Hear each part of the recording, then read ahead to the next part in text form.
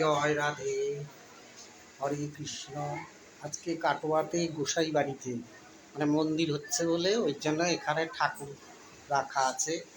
এখানে পঙ্খির বাবা সুভাষ দেবনাথের কিছুদিন আগে দেহ রাখলো, তার উদ্দেশ্যে আজকে বৈষ্ণব সেবা এবং গোবিন্দের কাছে ভোগ সেই আয়োজন করা হয়েছে। তার এক্ষুনি ভোগ রাগ হয়ে গেল। আমাদের বৈষ্ণব দিদিরা সব রান্না বান্না করেছে। আজকে মেনু দুপুরের পোলাও, তারপরে মোচা, কচুর শাক, তারপর ফুলকপি আলুর তরকারি, তারপরে পনির তরকারি, তারপরে পটলের দোরমা, তারপরে উচ্ছা ভাজা আর চাটনি, পায়েস, দই, মিষ্টি, আরও কিছু কিছু পদ বাকি আছে, সব কিছুই বলতে পারলাম না। এই হচ্ছে কাটোয়া গোসাই বাড়ির যে রাধা মাধব সবই আছে এখানে। আর এই হচ্ছে গুরুদেব শ্রী শ্রী ব্রজবাসী প্রাণকুমার গোস্বামী এবং পরিমল গোস্বামী, যোগেশ কুমার গোস্বামী, আরও অনন্তলাল গোস্বামী, গৌরী গোস্বামী, আর নারায়ণচন্দ্র গোস্বামী, কৃষ্ণ গোস্বামী, তারপরে নন্দলাল গোস্বামী, কল্পনা গোস্বামী, অন্যান্য সবাই আছে। এখানে প্রতিদিন নিত্য সেবা হয়, প্রতিদিনই আরতি হয়, ভোগ রাগ কীর্তন হয়, প্রতি পূর্ণিমায় বা জন্মাষ্টমী ঝুলন সমস্ত কিছু হয়। আমি এখানে এসেছি, এখানে হচ্ছে আজকে হলো, আজকে রান্নাবান্না হলো, তারপরে বৈষ্ণব মাতাদিরা সবাই এসছে। এই যে পঙ্খির বাবা সুভাষ দেবনাথ,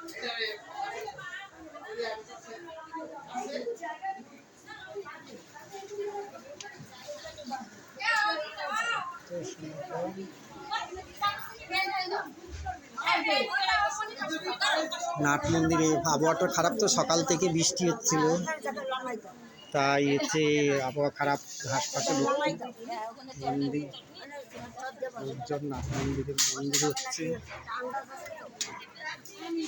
কাটোয়া গোসাই বাড়ি, মণ্ডলহাট কাটোয়া গোসাই বাড়ি।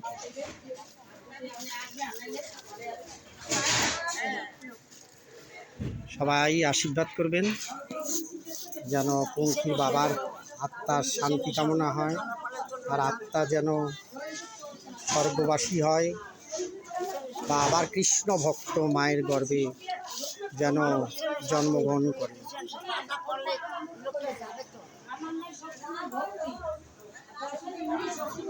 সকলে ভালো থাকবেন।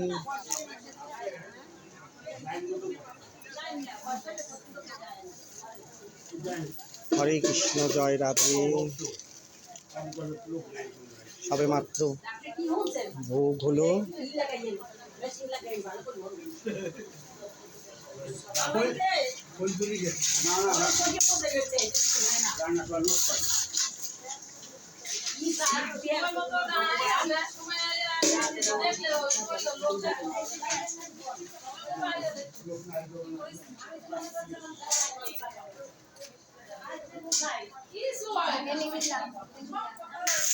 সবাই ভালো থাকবেন।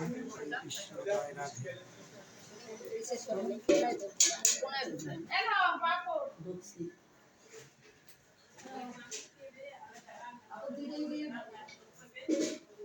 মন্দির তৈরি হচ্ছে, তার জন্যই গোসাই ঘরে ব্যবস্থা করা হয়েছে। এখানেই প্রতি ভিজে সামনে আবার ঝুলন পূর্ণিমা আসছে, তখন আবার অনুষ্ঠান হবে। আমি থাকবো না, আমি আবার অন্য জায়গায় যাব, কাঁচরাপাড়া, চাকদা, এইসব জায়গায় যাব। এখানে আমি তিন ভক্তের হচ্ছে বাৎসরিক কাজ এবং আরলৌকিক কাজের উদ্দেশ্যে এসেছি। জয় রাধা মাধব, জয় রাধা মাধব, জয় রাধা মাধব, রাধা গোবিন্দ কি জয়, রাধা গোবিন্দ কি জয়। ভোগ দর্শন করুন, ভালো থাকুন, সবাই সুস্থ থাকুন। হরে কৃষ্ণ, জয় রাধে রাধে, জয় রাধে।